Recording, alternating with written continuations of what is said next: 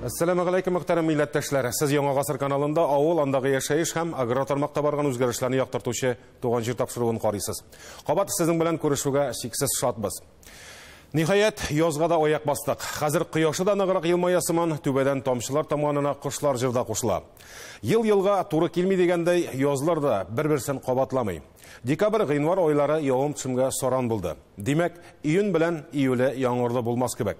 Хәер, җәйе дә кышка карап килми башлады хәзер. Миләш күп елны кыш салкын булырга тиеш иде. Суыклары кыш дәвамында 4-5 көннән артмады. Әлеге уңайдан тәҗрибәле умартачы соңгы елларда халык синоптигы булып танылган Рәис абый Шакуров белән сөйләштек. Аның фикерләрен сезгә дә ишеттерәбез. Нәтиҗәне үзегез ясарсыз. Көздән миннән бик күп агрономнан сорады. Бик кыры килде бит инде көзге якта. Арыш чәчик микән дип. Мин әйтәм, бер нәрсәгә дә карамыйча чәчегез. Миләш уңды узган ел, миләш уңган елны арыш була дидем. Һәм менә мин әйткән, мине тыңлаган агрономнар чәчеп калдырды. Менә мин карап бердем, инде бик яхшы сыйфатлы булып тишелеп калдылар. Бул ягына килгәндә, бу ел юка багы бик уңачак. Ни өчен дигәндә, безнең июль айы юка чәчек аткан вакытка туры килә. Ул бездә 8-ндә башлана инде. Январ айында безнең салкынча оязучан көннәр күп булды. Менә ул юка чәчек аткан вакытта иссе булса, менә әз генә яңгыр сибәләп торса инде, юкадан безнең элек әтиләр әйтә торганы бал агып тора дип. Менә быел шундый ел булачак. Минем фарызлау буенча инде ул инде төрле җирдә төрлечә булыр. Инде Татарстан зур бит инде. Менә инде быел кырт алып, яңа башлап җибәргән умартачыларга искиткеч аларның күңелләре булырлык инде. Бай ел булачак, баллы ел булачак. Ничек кенә булмасын, Аллаһтан хәерле еллар килүен сорыйк җәмәгать. Бүгенге чыгарылышта үсемлекләргә ничек итеп булышырга? Бу сорауга яңа ачылган лаборатория белгечләре җавап бирә. Азнакайның аграр сыйныфында белем алучы укучылары сөт җитештерү серләрен үзләштерә. Сөт бәяләренең кимүе дәвам итә. Авылда күпләп сыер асраучылар аптырашта. Ике гаилә бер түбә астында эшчәнлек алып бара. Нурлат районыннан безнең репортаж. Бүгенге тапшыруның төп темалары әнә шулар.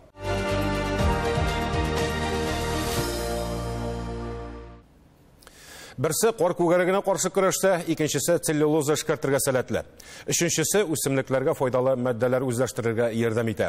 Федераль тикшеренү үзәге Россия фәннәр академиясенең Казан бүлегендә яңа лаборатория эшли башлады. Алда әйтелгән файдалы микробларны нәкъ менә шунда аерып чыгаралар да инде. Яңа лабораториядәге яшь белгечләрнең эшчәнлеге белән Гүзәл Хөсәйнова танышып кайтты. Менә әйтик, монда бактерия булмаса, гөмбә менә булай үсәргә, әмма каплап куяр ди бөтенләй чашка петрина. Әмма анда сез күрәсез бактерияларның колониялары, алар ниндидер матдә чыгаралар. Бу Петри кесәләренә карап лаборатория белгечләренең эш темасын күрергә була. Кыска гына әйткәндә, биредә үсемлекләрдәге авыруларга каршы биопрепаратлар эзләп табалар. Аларны шул үсемлекләрдә яшәгән бактерияләрдән ясыйлар. Һәр үсемлек табигатьтә ул билгеле аның өстендә микроблар яши. Кайбер микроблар файдалы үсемлек өчен, кайберләре зарар китерә, аларны без фитопатоген дип атыйбыз. Менә шуларның баланс үсемлекнең сәламәтлеген бирә инде. Хәзерге вакытта биредә Татарстанда үстерелә торган бодай, арпа, рапс, көнбагыш һәм кукурузда яши торган бактерияләрне ныклап өйрәнәләр. Безнең Татарстан җирләрендә альтернариоз, фузариоз, снежная плесень диләр инде аны. Менә шундый авыруларга. Эше физик яктан авыр булмаса да бик күп конкрет белем, төгәллек таләп итә. Мәсәлән, 15 мең төр бактерияны аерып чыгарып, генетик яктан тикшереп, шуларның 1 меңен генә калдырып, аларны җентекләп тикшерәләр. Бактерияләрне үсемлекләрдән генә түгел, туфрактан да аерып алалар.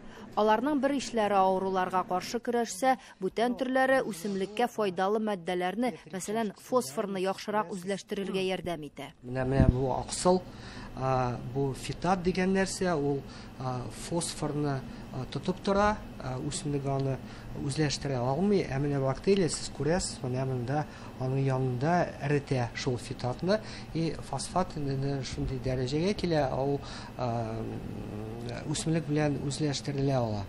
Ә монда без бактерияның целлюлоза күзәнәкләрен ничек җимергәнен күрәбез. У нас есть выделенные бактерии.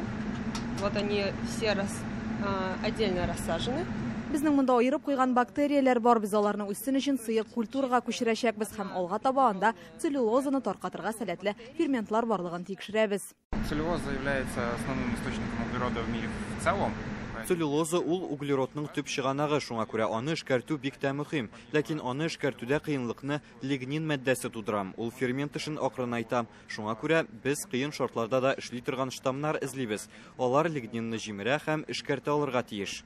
Бу лаборатория белгечләренең барысы да яшьләр, алдынгы технологиялар белән бергә үсәләр, өйрәнәләр. Архангельск шәһәрендә туып үскән, Мәскәү дәүләт университетын тәмамлаган егет Артемий Суханов та үзенә кызыклы юнәлешне шушында тапкан. Хәзер ул коллегалары башлаган эшне дәвам итү белән мәшгуль. Аерылган һәм тикшерелгән ДНКны компьютерда тәртипкә сала. Я по образованию все же биотехнолог.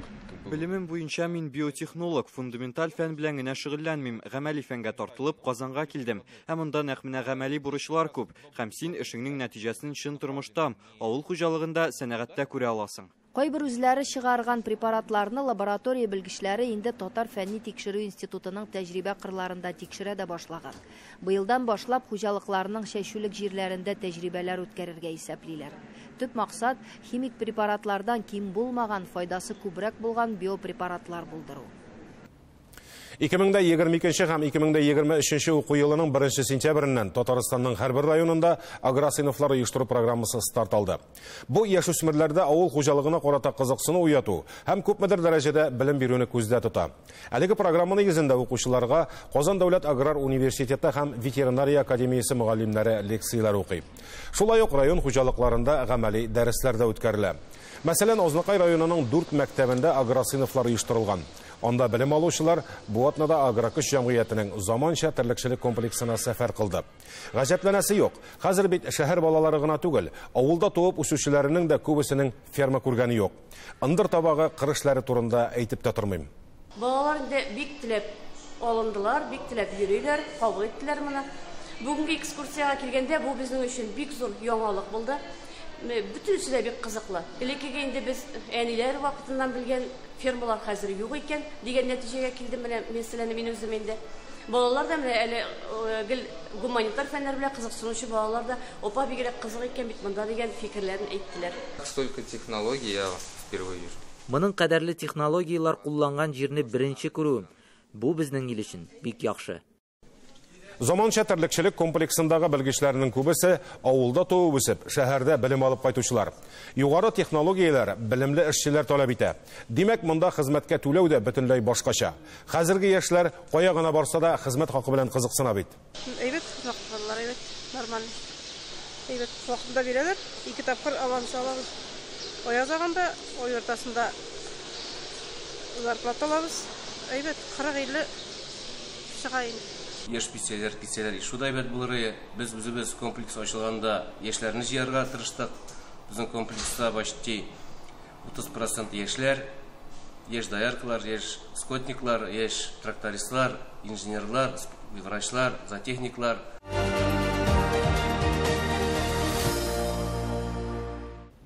Узган тапшыруда авыл халкыннан җыела торган сөткә бәяләр төшү хакында сүз башлаган идек.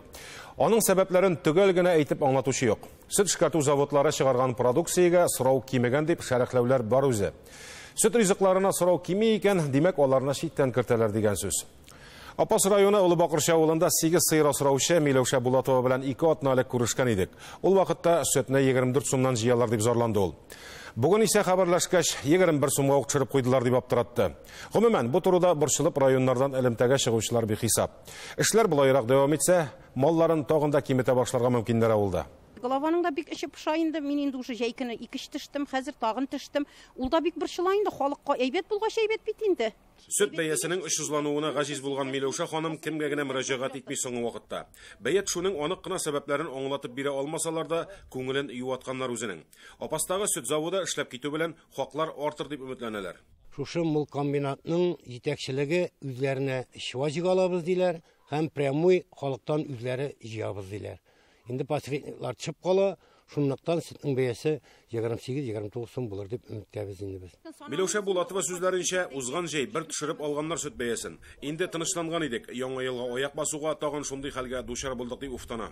16 январдан сөтнең бәясе 25-ке төште. Дайтыбы 26-тан алып килдек без. Әлхәмдулилlah шөкер. Ул 26-га сүз дәшмәдек инде без. Крестьянга жарый бит инде 26-та.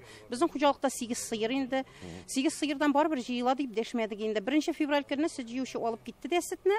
Безгә 24-тән дип язып җибәрде инде. Ни сәбәпле диләр инде? Истән төшерәләр диләр инде. Менә сөт җыючы Дамирдан сорадык инде без. Истән төшерергә кушалар дип бара инде. Бүтән җыючы юкмы? Аларга бир. Башка кешене кертмиләр безгә. Вот нәрсә. Шуның белән аптырыйбыз без. Монысы аңлашылып бетми әлбәттә. Хәтта зур хуҗалыкларда бүген сөтләрен 2-3 эшкәртүчегә тапшыра. Мондый адым сәламәт көндәшлек тудырырга ярдәм итә диләр. Юкса Миләүшә ханым да Тәтеш районына тапшырып караганыбыз булды. Файдасын тойдык дигәне. Ел Тәтеш районына завод иттек. Ул чагында 18 сумнан безнең Бакырчы Апас районы 18-дән җыядырга. Без үзебез Тәтеш районына чыгып 25-тән саттык сөтне. Аннан конкурентлар керә дигәчтен 2 айдан соң алар күтәрде 25-ке. Менә шуннан 25-26 килде, җәйкене 22-гә төшереп алдылар. Тагын шушылай главаларга бардык инде без. Мин барам инде монда Алып Бакырчыдан. Менә хәзердә главадан кайтып килешим. Сөт җыючылар белән дә аралашкан булды. Кайсыдыр сөткә су кушырга да тартынмый, сыерларына антибиотик кадатканнарын әйтмиләр дип сөт тапшыручыларны гаепләргә тырыша. Мондый вак мәсьәләне эш барышында җиңел генә хәл итәргә була ләбаса. Ни дисәң дә шушы Бакырчы җирлегеннән 7 сетнер сөт җыеп үзләрен һәм гаиләләрен туендыра бит алар. Менә без һәр даими сөт җыючы белән очрашып торабыз. Менә хәзер соңгы шушы тавышлар булганнан соң инде без анага әйтәбез үзебездә. Һәр кешенең сөтен карап ала бит инде. Карап алганда шикләнәсе икән сөтен, аның машинасы бар, машинасында урыны бар, утырт та алып төш тә үз алдында лабораториягә күрсәтегез дибез. Андый кешеләр алар аның 90% гадел. Менә шул 2 кеше аркасында бөтен җыелган сөтнең качествосы төшә. Халыкның үзендә дә гаип бар. Менә кемдер гадел иттереп чип-чиста килеш издавай итә. Кемдер чиләген шикыйда шул суны сөткә кушып җибәрә. Икәни шимитеге бөтен кешенең сөте икәни тчылмый. Бакырчы авыл җирлегендә узган елга карата сыер саны 20 башка арткан. Бәяләр сәясәте булайрак дәвам итсә, киләчәктә баш саны кими дип лаф урырга да мөмкин без әле. 6 камаз жум алдык, 124 рулум салам алдык, 5 тонна иген алдык, 40 лап капчык кирп алдык инде. Урамда 3 камаз жумыбыз бар, шуны битерик кенә дип торабыз. Нишисең 22 сумнан 23 сумнан сөт сатып булмый бит, күпме труд бит инде ул. Шәхси хуҗалыклар аптырашта, ә менә фермерлар вазгыятьне тынычрак кабул итә сыман. Чүпрәле районы Татар бизнес авылы янәшәсендә 2010 елда 24 сыерга гаилә фермасы төзи Хәлиловлар. 2017 елда аны үстерәбез дип хөкүмәттән 3 миллион 900 мең сумлык ярдәм алып, фермаларны заманча итеп ремонтлыйлар. Башта 35 гектар җирләре булса, бүген 600 гектарга җиткән. Күбрәк кармау итсәсергә тырышабыз, тирлек ашатырга, җәйлеген 6 ай көтүлектә идебез, көтү урыныбыз бик яхшы. Һәм мин шуннардан файдаланып әйтер идем, бүгенге сөкенне авылда яшьләр калсыннар иде. Без инде 5 кешегә яшьләргә эш урыны бирдек. Бүгенге сөкенне дә эшләп торалар. Программабызны уңышлы алып барабыз дип уйлыйбыз. Сөт күләмен арттыра барабыз, баш исәбен арттыра барабыз. Техникаларыбыз бар, Аллага шөкер. Программа буенча молокопровод охладительләр эшләп тора. Шулардан файдаландык. Хөкүмәткә рәхмәтлебез без. Һәм барсы да шул программада катнашсыннар, яшьләр куркынмасыннар. Хәзер терлек азыгында сыйфатлы итеп әзерләргә, аны фән кушканча балансларга өйрәнгәннәр. Пай хуҗалары белән исәп-хисап ясагач, сатарлык икмәк калмый да, үзебезнең малларга китеп бара диләр. Сөт бәясе аларда да гел үзгәреп торды инде. Алга таба да тотрыкланыр дигән өмет күренми әле. Әмма Хәлиловлар бүген куелган 27 сумнан канәгать. Без инде сөтне үзебез җитештереп, үзебез итеп бирәбез Алгашка, Ульяновская областька керә 27 сумнан. Бу инде бездә генә була торган хәл түгел. Ил беләндер, без сыерларны цена юк дип битергә уйламыйбыз, үсергә алда планнарыбыз. Чөнки инде 6 аялар сыерлар көтүлектә ашыйлар, без өлкәдә затрат күрмибез. Һәм һәр сыер бузавын бирә, итне сатабыз, ит бүгенге сөкенне җыйлата 210 сумнан сатып җибәрә барабыз. Шуның белән күпмедер дәрәҗәдә каплый. Каплый бара инде. Без убыток эшлибез димибез. Без рентабельность тыктык 21% быелда. Игеннәр сатылмаса да, игеннәр сатмадык. Чөнки игенгә ценалар юнрәк. Но хөкүмәттән без сорар идек инде соляркалар әзрәк төшсә, удобрениялар, фермерлар өчен сорыйм инде мин. Запчастларга бәяләр. Фәния ханым улы әнисенең шәһәрдә тормыш кыруын теләгән була. Әнис армия хезмәтеннән кайтуга балачагы үткән фермага юнәлә. Кичкенәдән бирле инде. Әтей шу фирмаларны ачканнан бирле мен үзем калмак кыладым, үземә фирма төзмәк кыладым инде уже минем. Кичкенәдән бирле уже минем. Киләчәктә атлар белән эшләргә дальнейшем инде атларга ачмак инде. Әнис бүген авыл хуҗалыгы белгечләренең белемнәрен күтәрү институтындагы махсус курсларда укый. Анда фермерлык эшен алып бару серләренә төшендерәләр. Быел агростартап программасында катнашырга исәбе. Янәшәдә ферма төзеп, атлар үрчетмәкче. Сөт бәяләре үзгәреп торганда, башка юнәлешләрне җайга салуда дөрес адымдыр мөгаен. Белмим, алар белән үземә җиңелрәк була дип уйлыйм инде. Сырлар белән берсәгә авыррак инде. Ат күрмә бөтенесе сөйләй инде. Итен дә айтырга җиңел. Вот и жайканы теге лагерьга берәсен дә анда татасың. Чыгым әзрәк була. Да. Эше җиңелрәк инде ат күрмәне. Республикада узган ел 2 миллион тоннадан артык сөт җитештерелде. Бу бөтен аграрчыларның уртак тырышлыгы. Хөкүмәтнең акчалата ярдәме дә зур тәргеш. Бүген сөт бәяләрен киләүдә дә хөкүмәтнең булышлыгы бик зарур ди авылда сыер асрап тормыш итүчеләр. Башка төбәкләр белән чагыштырганда Татарстанда терлекне күп асрыйлар дибез. Моның сәбәбе авылда актив эшчәнлек алып барган буын бар әле. Алар хөкүмәтнең төрле ярдәм программаларында таләп катнаша. Шул ук агростартапта катнашучылар, кече ферма төзүчеләр, гаилә фермасын үстерүчеләр бар. Һәр кайсының эш рәвеше генә түгел, фикер йөртүе дә аерыла. Кайсыдар сыер асрап кына булмый, бүтән юнәлешне дә үз итәргә кирәк ди. Икенчеләре исә бер зур торакны сатып алып, 2 гаилә татугына сөтчелек белән шөгыльләнә. Буларның барысында Нурлат районына баргач күреп кайттык. Дөрес, районда сыер саны кимү күзәтелә зур хуҗалыкларда. Җитмәүчелекне бу астаналар кайтару бәрабәренә тулыландырырга исәпләре. Ә менә хуҗалык итүнең кече формалары буенча хәлләр уңай якка үзгәргән. Республика рейтингында алар 2нче урында. Фәнил Гарифуллинны Әлмәт авылында бердән-бер фермер диләр. Үз авылының 12 кешесенә эш урыны булдырган ул. Әле апалы-сеңелле күршеләренә каза сорау мөмкинлеге дә тудырган. Хәзер ярдәмләшеп эшлиләр икән. Нурия Баһаветдинова да 2016 елдан бирле шушында сыер сава. Хәзер безнең инде семейный подряд бара безнең. Һәрберебез парлап 3 пар кеше эшлибез монда. Һәрберебез 50 хатын эшлибез. Кайсы охран, кайсы кагза ферма, 3 доярка. Bir аппаратчик менә обедта да савабыз. Әйе, безнең кебек эшлиләр аларда. Бу фермада 120 баш сыер асрала. Шул ук 2016 елны Орча районыннан алып кайткан бу астаналардан башланган эш ел сайын киңәя бара. Мансур Гутовичтан Орча районыннан кайткан без 50 баш тана. 50 баш тана без апкалдык, алардан 30 без алып калдык таналарын. Аларны истербенде шул каплатып, менә килерәккә бастырдык без аларны. Булай машаты булмыш? Бик әйбәт төрләр бар. Бик әйбәт. Бүген көндә савабыз 20 литр сыер башына сөт. Әлбәттә, күпләр хәзер сыерларны бәйләп асрамыйлар бит дияр. Ә монда шушы усул белән эшләүне кулай күрә савымчылар. Безнең бәйләп бик уңай әйбәт бу. Ник дисәгез, без һәрбер хайван үз урнысында без беләбез. Кайсы сыер саула, кайсысын запускага ебәрәбез. Кайсысы, например, Allah saklaсын, авырый. Biz любой күз йомып әйтә алабыз, ничек ни. Сыер индивидуальный карый алабыз без. Кайсысын запускага ебәрә алабыз, например. Безнең шулай. Аллага шөкер, булай уңайрак безгә. Сыерларның күпләп бозаулаучыры шушы вакытка туры килә. Бозауларны бераз биредә үстереп, икенче торакка күчерәләр. Киләчәктә яңа бозаулату торагы төзү бурычы тора. Ә инде яңа бозаулаган сыерларны 3 ай дәвамында көненә 3 мәртәбә савалар. Аларга ашату да молрак бирелә ди Нурия ханым. Бар, синажыбызда бар, кертәләр, ашатабыз. Фуражы да бар. 3 тапкыр бирәбез, фуражында, обедта да бирәбез. Сәнлек азыклары җитә, корманы бик яхшы киләдек. Елда матур килде, яхшы килде. Аннары безнең фураж белән проблема юк. Нурлат районында бар знаменитый фермер Найлат Павлович, sizlarni беләсезләр инде. Без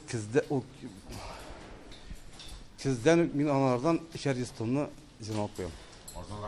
Азан вакытта барам да тиеп берә алмыйм да.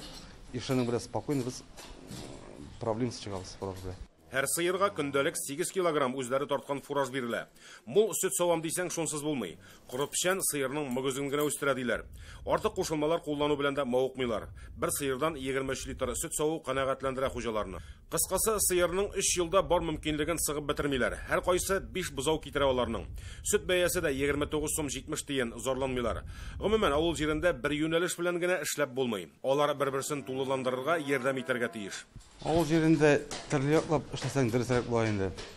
Менә без монда мин ачтым ферма, 16 елны савым сыерлары ачтык. Анары бит инде аткурма белән заниматься итәбез, аткурма заниматься итәбез. Алар бер-берсенә булыша, анары минем 2 КАМАЗ бар, принципта белән зерновозлар, алар тоже услугалар белән заниматься итәләр. Алар тоже хуҗалыкка булыша. Наша бөтенсен бергә җыябыз да инде җиңелрәк килеп чыга. Фәнил кебекләр барысы да хөкүмәт ярдәмен алып эш башлаган егетләр. Кызганыч, шул ярдәмнең таләбе чыкканнан соң фермер хуҗалыгын ябып куючылар да бар икән. Әмма алар бармак белән генә санарлык. Бүгенге көндә инде бездә 77 крестьян фермер хуҗалыгы эшләп килә. Алар арасында да дөрестән дә бар, но тип халык үзләренең башлаган эшләрен ничә әйтергә кирәк, нәселдән дә җибәреп эшләрен алып баралар. Бу инде ябылулар нәрсә аркасында була инде, исәнлек белән бәйле инде, ылгаю белән бәйле. Менә бу Багдашкина авылы янәшәсендәге фермада ташландык булып торган. 2020 елда агростартапта катнашучы 2 гаилә уртакка сатып алган аны. Хурина һәм Михайловлар бер түбә астында бик килешеп ярдәмләшеп эшлиләр. Хорошо, отлично. Как говорится, весело, не скучно. Пришли, как говорится, пошутили. Николайның 109 гектар җире бар. Баштарак техника кытлыгы интектергән. Быел яңа трактор алып куйган. Ә менә эш башлаганда агростартап программасы ярап куйган бу астаналар аларга. Агростартап да попал на 3 миллиона. Агростартап программасы белән 3 миллион сум иттек. 333 мең сумны үзебездән өстәдек. Бу акчага 24 баштана сөт суыткыч сатып алдык. Ел сайын сыерларның баштанын арттыручы Николайның бүгенге вазгыятькә борчуы аңлашыла да. Терлекчелек һәм игенчелек кирәк яракларына гел бәя артып тора. Ә менә сөтнеке төшәде юл. Декабрь аенда литрын 30 сумга сатсалар, хәзер 27 сумга калган. Аның күршесендәге Наталья һәм Дәүләтҗан да аптырый бу күренешкә. Барлык чыгымнарны кушып исәпләгәндә, бүген сөтнең литры ничә сумга сатылырга тиеш? Наше молоко сегодня должно стоить минимум 45-50 рублей. Безнең сөт бүген кимендә 45-50 сумнан сатылырга тиеш, чөнки аның үз кыйммәте бик зур.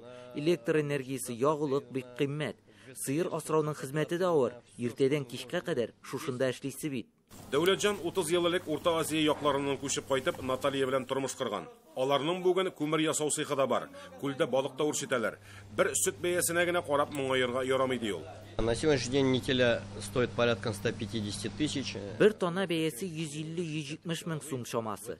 Әлегә 63 сыерыбыз бар. Бизнес план буенча 2025 елда безнең фермада сыер саны 100-гә җитәргә тиеш. Нет, разочарования никакого нет. Главное, чтобы стремиться и прийти к своей цели. Әлбәттә, куйган максатларга ирешергә тырышабыз. 2 эшчебез бар, аларга үзебез дә булышабыз. Һәр сыерның исемен беләм. Мәсәлән, менә бу Черныш кушаматлысы көненә 28 литр сөт бирә. Дәүләтҗан күптән исәпләп куйган инде. Җир эшкәртеп, терлек азыгы үстергәнче, аны сатып алып ашатуың арзангарак чыга ди ул. Фермерлык эшенең дә үз нечкәлекләре бар шул. Тяжело найти рабочих. Эшчеләр табу җиңел түгел, бигрәк тә җәй айларында тракторчыларга кытлык сизелә. Ашатуга килгәндә без балансланган азык куллану яклы. Үзебезнең азык та начар түгел, әмма сөт күләмен арттыру өчен моны азык сатып алуың отышлырак. Авылда эш урыннары юк диючеләргә дә аптырый бу гаилә. Килсеннәр, эш җитәрлек диләр. Үз эшең белән шөгыльләнү өчен юнәлешләрдә бихисап. Быел Нурлат районыннан тагын 6 кеше агростартап программасында катнашмакчы. Сөт бәяләре генә күңелләрен төшермәсен инде. Переработка заводларында сатылу, узату юк дип инде, складлар тулы дип әйтәләр инде. Теп күзәтү шушы. Буквально менә үткән ай белән чагыштырганда, февральның башында 29 сум белән сатсак, менә хәзер 27 сум белән дип бәяләр менә шундый бүгенкегә. Нурлат сөте агрофирмасында бәя түбән дип борчылучы юк. Чөнки алар сауган сөтләрен дә, җитештергән итләрен дә үзләре эшкәртә. Тәмамланган цикл ни рәвешле башкарыла? Анысы турында киләсе тапшыруда сөйләрбез. Туган җир тапшыруының бүгенге чыгарылышы тәмам. Аның чираттагысын киләсе җомга 18 сәгатьтә карарга онытмагыз. Экранда күрсәтелгән WhatsApp номеры сездән хәбәрләр көтә. Аралашып яшәргә, исәнлектә күрешергә язсын.